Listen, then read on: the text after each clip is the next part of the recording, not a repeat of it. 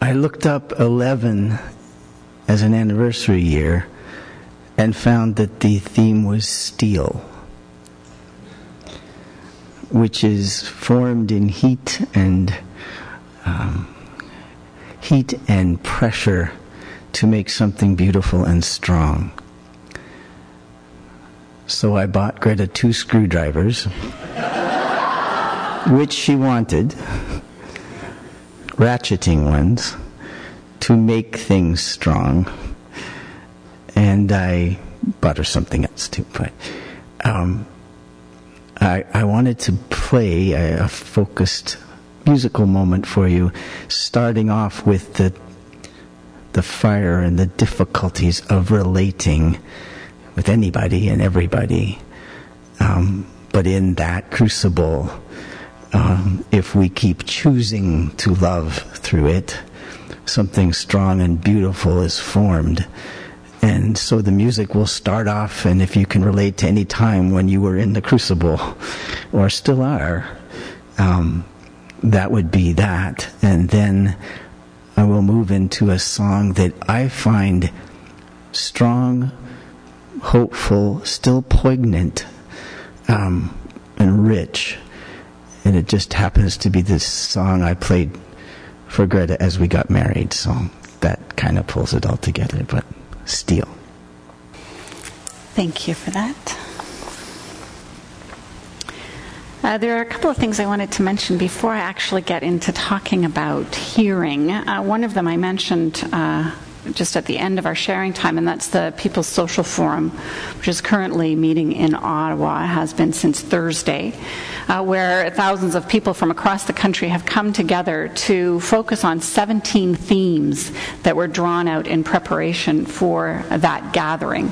I have printed the themes out. I'm not going to read them all, but one of the things that I found was so intriguing about the way that they had laid it out on their website was in contrast to how most conferences lay out their workshops with, we will identify in this workshop the blah, blah, blah, blah, blah, you'll learn about blah, blah, blah, and something or other else will fall into place.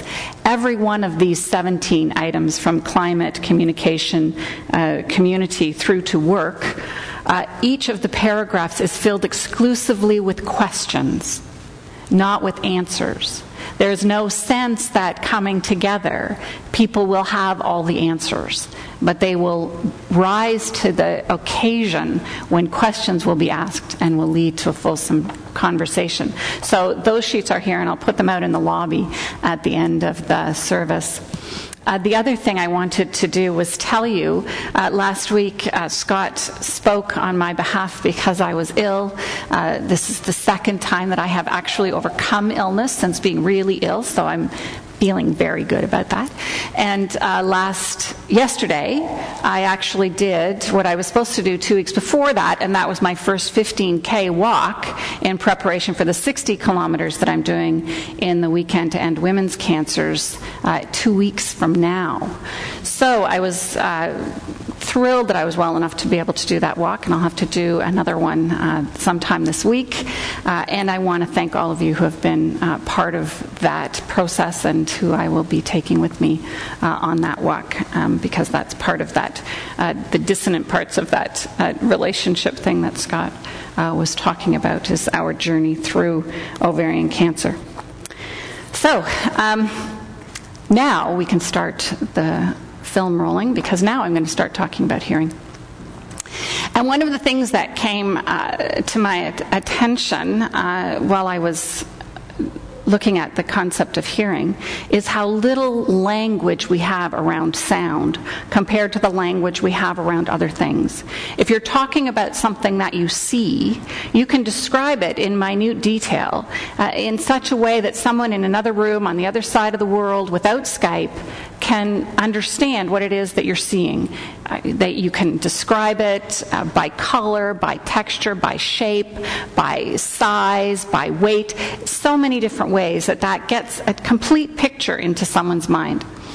Taste, as Scott explored with you last week, comes in not 5 but 6 different flavors, right? Am I right? 5? 5. 5. 5, not 4. It was 4, but you said there's the 6th one, umami, which is savory. So how many of you were here last week? You can say those. Sweet, sour, salty, bitter, and savory. Right? Yes? Umami. Umami. You have those tastes, so you can say to someone, even if it's, you have a different opinion on turnip, you can describe the taste pretty well so that someone will get it and have an idea of what it is before they actually pop it in their own mouths. And so we can describe the way things taste as well. We've actually developed an entire lexicon for certain elements of different things that help us describe it even more fully. So whereas I might have a drink of wine and say, oh, that's red wine versus white wine, others could go through an entire description using words that would resonate with others who have actually learned those words and are able to then speak about wine with that complexity, which I currently don't have and probably never will. But those who want to explore that field can come up with those words. So we have so much in our vocabulary that can help us describe some of the other senses. But when it comes to sound, it's pretty basic. What are the ways that you would describe a sound? How would you describe a sound? Loud or quiet? I'm sorry? Sharp? Shrill? Squeaky, soft, melodic, resonant. You're doing really well, much better than I was doing. Dissonant, yes. Clear or fuzzy, yeah, okay. High or low, twangy. I know what you're talking about there. Those words, you've actually come up with some pretty good words. Now, if you were on the telephone with someone and you were trying to describe to them what something sounded like, you could use those words, but you'd still have a pretty big understanding. It's like calling something red. If red is the only word that you have to describe a color, one of the primary colors, if red is the only word that you have, you miss a ton of different variations. And so if you were able to say it was a bright red or a cherry red or blood red or deep red or burgundy, any of those, you could conjure in someone else's mind something much more distinct and much more precise than using the word red. When we start out as children, we learn those kinds of colors, but as we get older, we find ourselves struggling outside our front door with 17 different shades of brown, trying to find exactly the right one that will work, because brown isn't a good enough color to give to the paint store to say, I need brown for my house. There's probably 300 different colors of brown available at any given paint store. So we develop a lexicon. So the question is, can we develop a lexicon for something that doesn't have a lot of words for it? I was listening to Maureen Matthews on Ideas, on a program on sense, and she talked with Amy Trubeck. Have to check my notes on these things. Amy Trubeck, who is did some doctoral studies on the concept of acquiring a lexicon for something everyone is familiar with but only ever uses one word to describe. And the thing that she decided to develop that lexicon around was maple syrup. Now everybody has an idea about what maple syrup tastes like, and you could say maple syrup to everyone, but the reality is that when you sit down with 300 different bottles of maple syrup from various parts of the world or the country, which have been made through various different processes and are of a different clarity, you start to notice that there are actually different tastes. So you can develop, as Trubeck has shown, a lexicon for something that didn't have a breadth of description for it before. And some of the words that she uses, when they finally figured it out, and maybe as you think of these, you can think, that's not the maple syrup I know, or yes, that's absolutely what I'm familiar with. Toasted, milky, confection, spice, fruity, floral, earthy, and then she has this category called others, which has things like spiced meat and leather.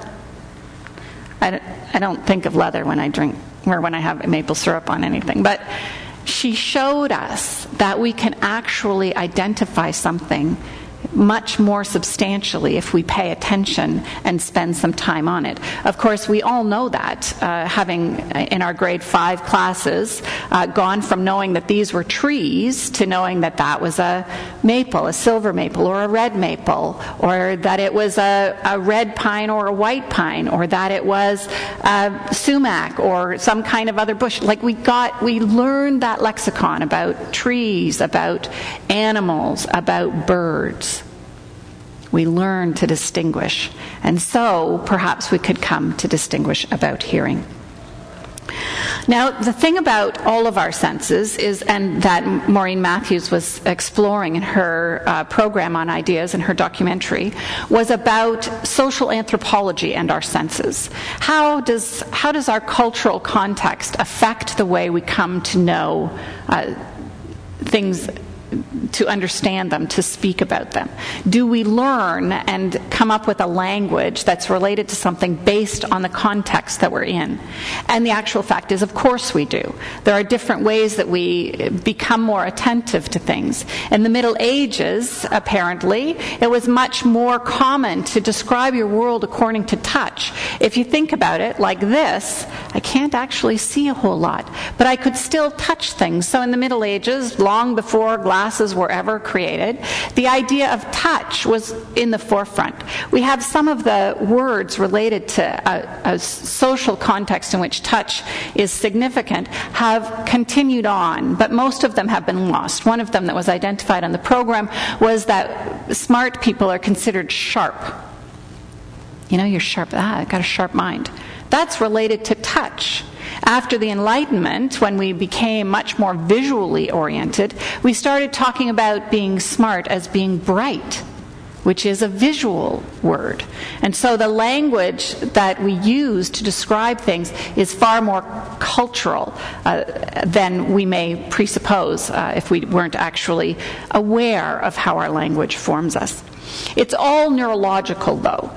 Everything we take in, as Scott read in that incredibly complicated paragraph about tasting something sweet, we take in stimuli in a variety of forms. And when we're hearing things, we're taking that stimuli in and discerning information about it. In sight, we're taking light in through our eyes. We're not taking a picture of someone into our eyes. We're taking a bunch of ways that light is bouncing off a thing out there and figuring out in our head. Our brain, as things come into them, stimuli come into our brains, if it skips over the top part of the brain, we're figuring out how to interact with that. We're labeling it, putting some context around it so we know what it is we're dealing with. As it slips over the bottom side of our brain, we're attaching meaning to it. It's becoming more significant to us, whether it's something that we are afraid of or something that we want to, that we're drawn to. That's developed as it flits past the bottom part of our brain. So as we encounter things, whether we're hearing them or seeing them, we're determining what they are, and it's adding not just to the thing of what it is, but we're adding our meaning and our response to it. Being a much more visual world, in a much more visual time in our cultural surroundings, the reading from Doerr's book, All the Light We Cannot See, brought to the fore what some of that heightened sensual experience is for people who lose a sense. If you lose the sense of sight in a world that is highly driven and literal around sight, then what other senses come to the fore? And Doerr puts it very clearly that the sense of sound comes to the fore. He describes poetically, and Doerr is one of the most beautiful fiction writers I've ever encountered. He describes beautifully what it is that Marie Laure can hear, and whether or not she can actually hear them is not the point. The point is, it's far richer than any fabric that we would make out of what our oral understanding of something is. It's far richer and deeper deeper because she's far more attuned to it. But the issue then becomes for an anthropologist, how do you study that? You can't just, put on some blinders for a little while and walk around for a week or two and expect to come up with a heightened sense of hearing or touch or whatever it is that you need to develop in order to study the effect of blindness. You might, as a blind anthropologist, be able to explore that. But as an anthropologist who wants to discover the connections between culture and hearing, between sight and hearing and culture, has to find another way to do that. And so, and I don't have his name written down here, Feld, I think is his last name, Stephen Feld, did was he planted himself in a setting that was rainforest. Think of a rainforest setting. What would it look like? What would it be like? I mean, it would be green and rich and all kinds of visual stimuli around there, but you wouldn't actually be able to see what was coming from very far ahead of you, because you'd be surrounded by whole walls of green that wouldn't let you actually see into the distance. And so, working with the Bosavi in Papua New Guinea, Feld worked with them for 20-some years, where he spent time with them to learn how they developed their senses to get around the absence of sufficient visual clarity to keep oneself safe. Scott talked last week about the taste buds in our mouth and where they are, mixed up all over the place, but how they are with infants, so much more plentiful on the roof of the mouth where we don't have them, on the lips and inside the cheeks. All of this an evolutionary protection so that you take something into your mouth, if it's going to make you sick, you spit it out again. And children, if they don't like something, they make faces and stuff ends up all over the floor. Apparently there's a book entitled Why Children in France Never Throw Their Food. I don't know, it could be interesting, but I bet you they still spit out stuff that tastes bad. So in a world where our visual stimuli is what tells us whether we're safe or not, we see something coming at us, we recognize a face that we don't necessarily trust, it's all visual. If your field is limited to about 3 feet, and imagine some of the predators that would be rampant and populate, what's that word, populate? Can't even get it. There'd be lots of them. How would you do that if you can't see? So what Feld studied was their lexicon of hearing. That they had developed this sense, which they didn't even identify it as a sense. They don't even think of them as senses, because what they hear has as much to do with what they see as what we see has to do with what we hear. So when they are in the rainforest, they are placing things in what we would call a visual dimension. They are doing it with sound.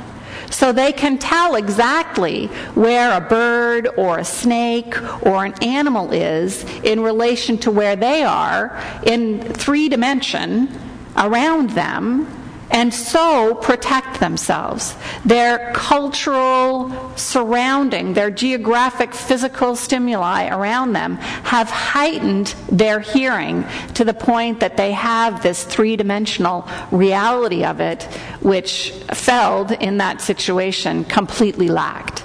He tells the story about being out with a number of 10-year-old boys in the rainforest and hearing a bird and holding up his parabolic sound thing so that he could record the bird, and the kids burst out laughing at him because, of course, he's holding it up to get the sound of the bird, and they know perfectly well the sound of the bird is actually over here. So they take his arm and they put it over there, and then suddenly there's just the bird. Nothing else interfering with it, just the bird, because their understanding of sound has developed so radically differently than ours does. When it comes to hearing and listening, there's two things that we talk about, and it gets kind of confusing, I think. Some of us say that we shouldn't just hear, we have to actually listen. And some of us say, you can't just listen, you have to hear. We know that they both mean the same thing. They're just using the words backwards. The question that I think is before us is, are we actually paying attention to what it is that we hear? Especially if it's coming from someone else. If someone is speaking to us, how attentive are we to that? Now, we probably have as vast a lexicon in terms of language as we do in terms of sight, if not larger, because we can sort things according to sound, the ways that we move our mouth. When we're born, we have the capacity to make sounds that by the time we're 12 or 13 years old, we lose the ability to make. So that if we're born in the Ukraine, or if we're born in Malaysia, or if we're born in Toronto, our vocal cords accommodate the sounds that are native to the languages in that area. So the guttural sounds of Hebrew they're in our brains when we're born, but we don't actually use that capacity, and so it sort of dies off. It's overrun with other things, and we lose the ability for that. But as we grow, we develop these sounds and come to understand these sounds and interpret them so that we can hear one another speak and we can understand those words. But understanding words does not mean that we understand the other person. Oh, I can hear the words, and I can listen for the words. But if I don't know what it is you're saying, if I'm not attentive to that, then those words are meaningless. Nicole Krauss, in her book, The History of Love, speaks about it beautifully. And you might even close your eyes so that you can hear this a little more clearly. So many words get lost. They leave the mouth and lose their courage, wandering aimlessly until they are swept into the gutter like dead leaves. On rainy days, you can hear their chorus rushing past. I was a beautiful girl, please don't go. I too believe my body is made of glass. I've never loved anyone. I think of myself as funny, forgive me. There was a time when it wasn't uncommon to use a piece of string to guide words that otherwise might falter on the way to their destinations. Shy people carried a little bunch of string in their pockets, but people considered loudmouths had no less need of it, since those used to being overheard by everyone were often at a loss for how to make themselves heard by someone. The physical distance between two people using a string was often small. Sometimes the smaller the distance, the greater the need for the string. The practice of attaching cups to the end of strings came much later. Some say it is related to the irrepressible urge to press shells to our ears, to hear the still surviving echo of the world's first expression. Others say it was started by a man who held the end of a string that was unraveled across the ocean by a girl who left for America.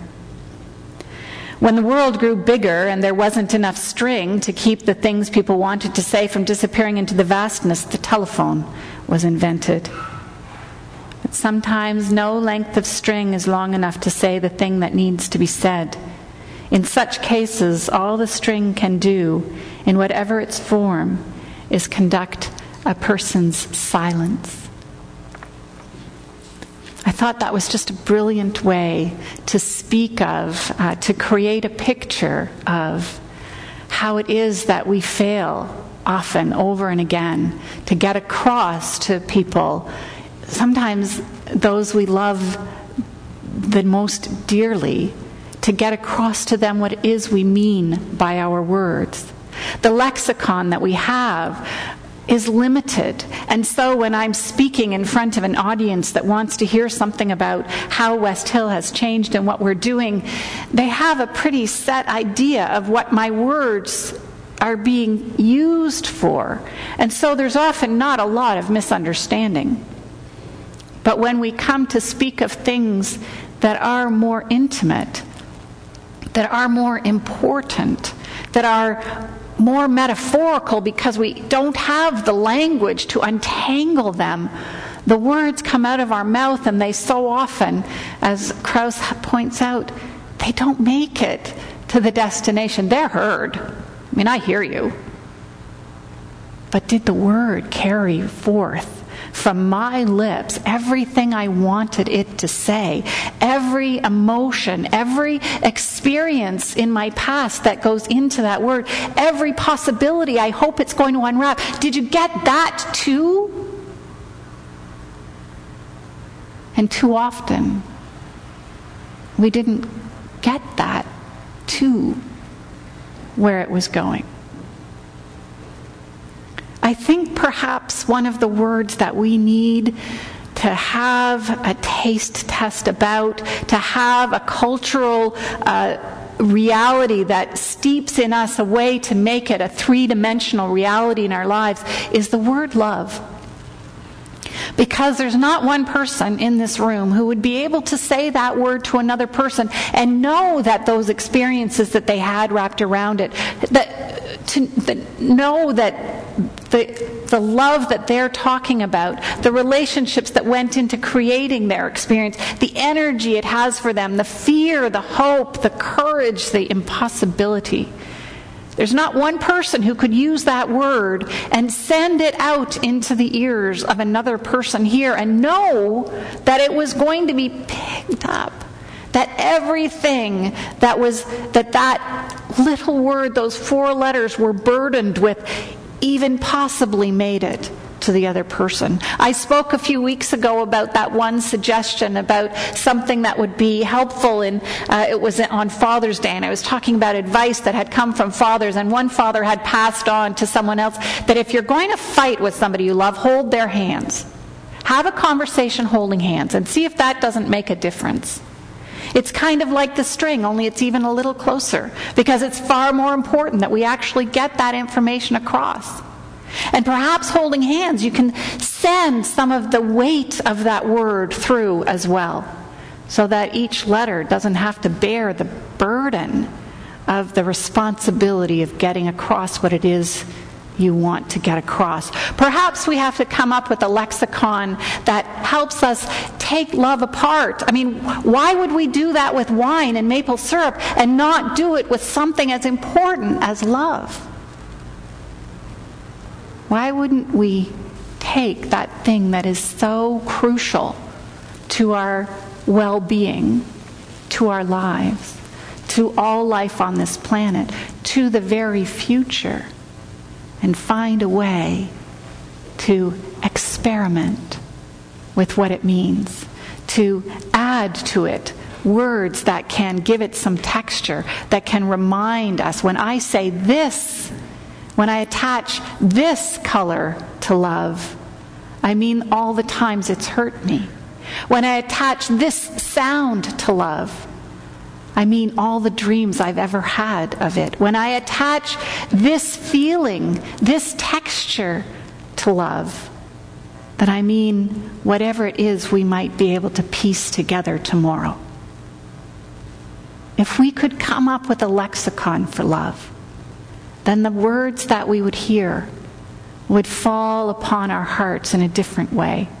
And I believe we would understand each other more fully and perhaps be able to sit holding hands and share ourselves more completely, and perhaps side by side, shoulder to shoulder, stand witness to a world that has been yearning to explain love since it first turned someone's heart in a moment.